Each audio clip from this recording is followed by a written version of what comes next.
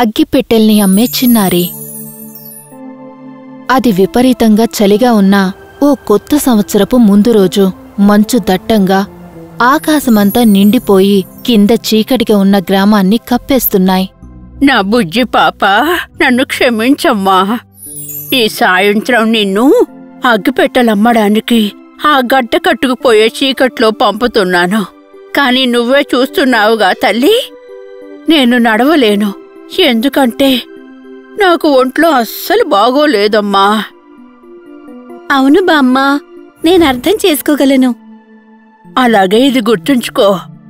అగ్గిపెట్టెల్ని అమ్మడం ద్వారా నువ్వు సంపాదించే డబ్బుతోనే ఈరోజు మనం తినగలుగుతాము.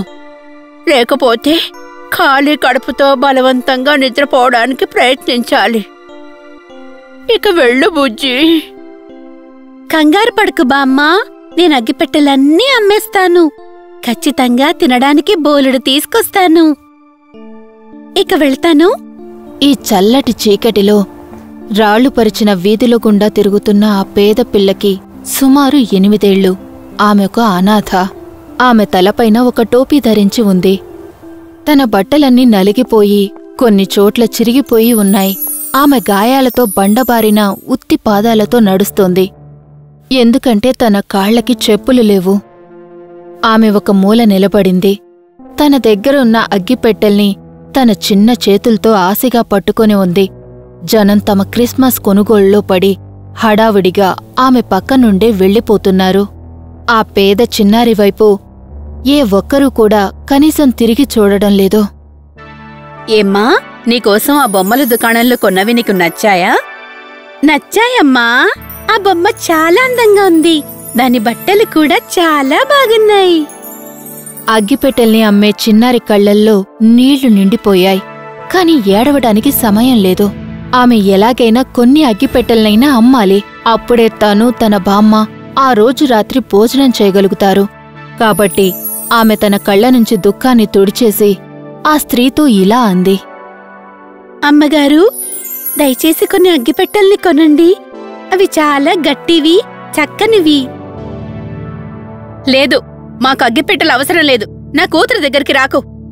అసలు ఇలాంటి వాళ్లని మాలాంటి మర్యాదస్తుల మధ్యలో తిరిగేలా వీధుల్లోకి ఎలా రాణిస్తారో అర్థం కావడం లేదు. ఆమె బట్టలు చూడమ్మా, ఎంత పాతవో. నన్ను క్షమించండి, కాని నా దగ్గరున్న బట్టలు ఇవే. అది నా సమస్య కాదు. పైగా నా దగ్గర డబ్బులు లేవు. నా దగ్గర డబ్బులున్నా నేను అగ్గిపెట్టెల్ని కొనను. కాబట్టి దూరంగా పో, మమ్మల్ని వదిలేయ్. కాని ఇవి ఒక్కొక్కటి కేవలం ₹1 మాత్రమే. చెప్తే అర్థం కావడం లేదా? నాకివి వద్దు. ఇక పో, లేకపోతే పోలీసుల్ని పిలుస్తాను. ఆ అగ్గిపెట్టెల్ని అమ్మే చిన్నారి చాలా వణికిపోయింది. మరొకసారి ఆమె అటుగా వెళ్తున్న జనానికి అగ్గిపెట్టెల్ని అమ్మేందుకు ప్రయత్నిస్తూ ఉంటే మళ్ళీ మంచు కురవటం మొదలైంది. అమ్మగారు, దయచేసి కొన్ని అగ్గిపెట్టెల్ని కొంటారా? ఇవి మహిమ కలవి. మీరొకటి వెలిగిస్తే మీ కోరికలన్నీ నిజమవుతాయి. అదంతా ఒట్టిదే. అవన్నీ కట్టుకథలు. కాని అమ్మగారు, దయచేసి కనీసం ఒకటి కొనండి. దాని కాంతులు మీ క్రిస్మస్ ని గొప్ప అద్భుతంగా మారుస్తాయి. ఇందాకే చెప్పాను కదా, వద్దు. నాకవి అవసరం లేదు. నిజం చెప్తున్నానమ్మా, వీటిలో ప్రతి ఒక్కటి కొత్తగా ఉంటుంది. ఈ రోజు నాకు అగ్గిపెట్టెలు అవసరం లేదు. ఇక ఇంటికి వెళ్ళిపో. ఈ రాత్రి చాలా చల్లగా ఉంటుంది. నేను వెళ్ళలేను అమ్మగారు. నాకు తల్లిదండ్రులు లేరు. నా బామ్మకి ఒంట్లో బాగోలేదు. ఆమె కోసం మందులు, తిండి కొనుక్కోడానికి నా దగ్గర డబ్బులు లేవు. నాకు సహాయం చెయ్యాలనే ఉంది బుజ్జి. కాని నా దగ్గర అదనంగా ఇచ్చేటంత డబ్బు లేదు. బహుశా ఇంకో రోజెప్పుడైనా కొంటాను. ఇంకెప్పుడైనానా? ఇంకెప్పుడైనానా? అగ్గిపెట్టెల్ని అమ్మే చిన్నారిలో ఉత్సాహం తగ్గటం మొదలైంది.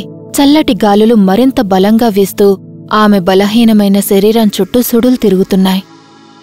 తన మంచు గోడల్లో ఆమెను పట్టేస్తున్నట్టుగా అనిపిస్తున్నాయి. ఆ అగ్గిపెట్టెల్నమ్మే చిన్నారి మొండి పట్టుదలతో ఆఖరిసారి తన అగ్గిపెట్టెల్నమ్మే ప్రయత్నం చేసింది. కాని ఫలితం లేదు. చివరికి ఒంటరిగా ఓడిపోయిన భావనతో ఆ చలికి విపరీతంగా వణికిపోతూ రోడ్డు పక్కనే కూలపడిపోయింది. నా చేతులు పాదాలు మంచుగడ్డల్లా అనిపిస్తున్నాయి. నేను నా వేళ్లని కాస్త వెచ్చపరుచుకోవడానికి నా నమ్మకమైన అగ్గిపుల్లల్లో ఒకదాన్ని వెలిగిస్తాను. పాపం అగ్గిపెట్టెలనమ్మే చిన్నారి చేతులు విపరీతంగా వణికిపోవడంతో ఆమె అగ్గిపిల్లల్ని గీయలేకపోతుంది. కొద్దిసేపటి తర్వాత ఆమె ఎంతో కష్టపడి ఒక అగ్గిపుల్లని వెలిగించగలిగింది. ఆమెకి ఆశ్చర్యం కలిగింది. ఆ అగ్గిపుల్ల ఒక నిప్పుల పొయ్యిలాగా మారిపోయింది. ఆ చిన్నారికి త్వరగానే వెచ్చగా అనిపించడం మొదలైంది. ఆమె మంచు ముక్కల్లా మారిపోయిన తన చిన్నారి వేళ్లని ఆ పొయ్యి దగ్గర పెట్టింది. తనకి చాలా ఆనందంగా అనిపించింది. కాని కొద్ది క్షణాల తర్వాత ఒక మంచు తునక సరిగ్గా ఆ అగ్గిపుల్ల మీదే పడింది. దానిని ఆర్పేసింది.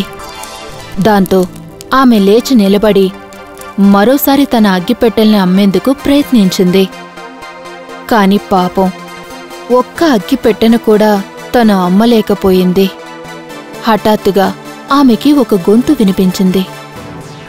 ఇదిగో అమ్మాయి, నువ్వు ఏం అమ్ముతున్నావు? అగ్గిపెట్టెల్ని అమ్ముతున్నాను, ఒకటి కొనుక్కుంటావా? అలా అంటూ తను ఆ గొంతు వినిపించిన వైపు తిరిగింది. అక్కడొక ఇల్లు లేని ముసలావిడ తన బక్క చిక్కిన కుక్కతో ఒక మూలగా నిలబడి ఉండటం చూసింది. వాళ్ళిద్దరూ చనికి వణికిపోతున్నారు. నేను నీలాంటి పేదరాలినే, కనిపించటం లేదా? ఓ, నన్ను క్షమించు. మా బామ్మకి కొద్దిగా ఆహారం తీసుకెళ్లేందుకు నేను అగ్గిపెట్టెల్ని అమ్మాలి.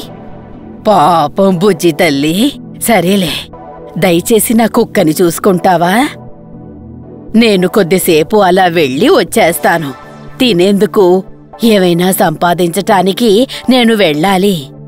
నీక్కూడా ఏదైనా తీసుకువస్తాలే.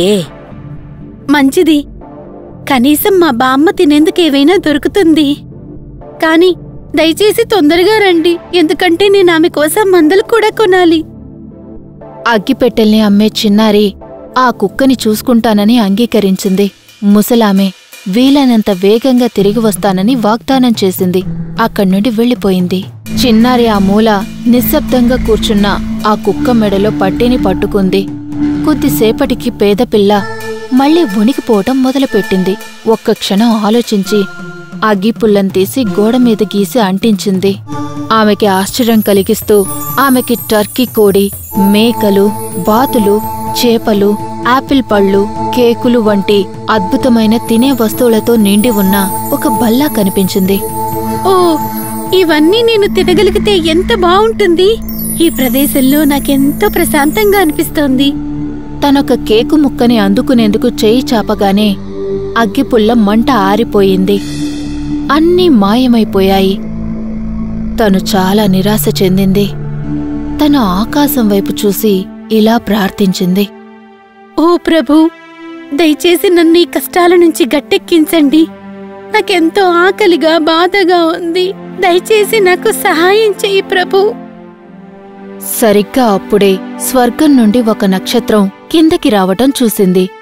ఆమెకి తన బామ్మ చెప్పిన విషయాలు గుర్తుకొచ్చాయి. ఒక నక్షత్రం రాలినప్పుడు ఎవరో ఒకరు చనిపోతారని మా బామ్మ చెప్పింది. బామ్మకసలు ఒంట్లో బాగోలేదు. అంటే నాకు నా బామ్మ దూరం కాబోతుందని అర్థమా? ఓ, ఆమెకి మొత్తం ప్రపంచంలో అందరికంటే నా మీదే ఎక్కువ ప్రేమ. ఆమె మరో అగ్గిపుల్లను తీసుకొని దాన్ని అంటించింది. తన బామ్మ తన ఎదురుగా నిలబడ్డం చూసి ఆశ్చర్యపోయింది. ఓ బామ్మ, ఇది నువ్వేనా? అవును బుజ్జి, నీకోసం ఇక్కడికొచ్చాను. అగ్గిపెట్టెలు అమ్మే చిన్నారి తన బామ్మని చూసి ఎంతో సంతోషించింది.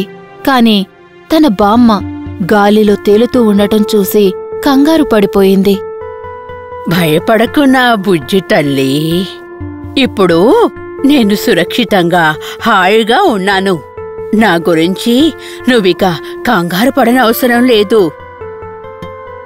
అగ్గిపెట్టెల్ని అమ్మే చిన్నారి తను వాటిని అమ్మటానికి ఎంత కష్టపడి ప్రయత్నించిందో చెప్పడానికి ప్రయత్నిస్తూ నోరు తెరిచింది. ఇంతలో ఆ అగ్గిపుల్ల ఆరిపోయింది. మళ్ళీ వాళ్ల బామ్మ మాయమైపోయింది. ఈసారి ఆ చిన్నారి తన బామ్మ మాయమైపోకూడదని మొత్తం అగ్గిపుల్లలన్నిటినీ ఒకేసారి వెలిగించింది. ఆ వెలుగు సూర్యకాంతిలా ప్రకాశవంతంగా ఉంది. ఆమె బామ్మ ఆ చిన్నారి వైపు ప్రేమగా చూస్తూ చిరునవ్వుతో తిరిగి ప్రత్యక్షమైంది. బామ్మ, నాకు చాలా భయమేస్తుంది. ఇక నాకిక్కడ ఏమాత్రం ఉండాలని లేదు. దయచేసి నన్ను నీతో తీసుకుపో. సరే బుజ్జి, నిన్ను నాతో తీసుకువెళ్తాను. నీ చెయ్యి అందివ్వు. బామ్మ ఆ చిన్నారిని తన చేతుల్లోకి తీసుకొని పైకి ఎత్తుకుంది. వాళ్ళిద్దరూ ఆకాశం వైపు వెళ్లడం మొదలుపెట్టారు. ఇప్పుడు ఎలా ఉంది నా బుజ్జి తల్లి? ఓ బామ్మ, ఇప్పుడు నాకు అద్భుతంగా ఉంది. ఇక నాకేమాత్రం ఆకలి కాని చలి కాని వేయటం లేదు. ఒక పక్షి ఈకలా తేలికగా అనిపిస్తోంది. బామ్మ మళ్ళీ నవ్వింది. వాళ్ళిద్దరూ స్వర్గానికి ఎగిరిపోయారు. సరిగ్గా అదే సమయంలో ఒక చిన్న నక్షత్రం ఆకాశం నుండి రాలిపడింది. ఆ మర్నాడు మళ్ళీ సూర్యుడు ఉదయించాడు. చేతుల్లో కాలిపోయిన అగ్గిపుల్లలు, ముఖం మీద తృప్తితో కూడిన నవ్వుతో ఆ అగ్గిపెట్టెల్ని అమ్మే చిన్నారి నేలమీద కూర్చొని ఉంది. ఆ చిన్నారి రోడ్డు పక్కన జీవం లేకుండా పడి ఉండటం చాలామంది చూశారు. తనకి ఆమె జీవితపు ప్రకాశవంతమైన కాంతి దూరమైనందుకు అందరూ ఎంతో బాధపడ్డారు. శుభం. If you enjoyed this story, please like and subscribe our channel and press the bell icon to get future updates. And don't forget to comment.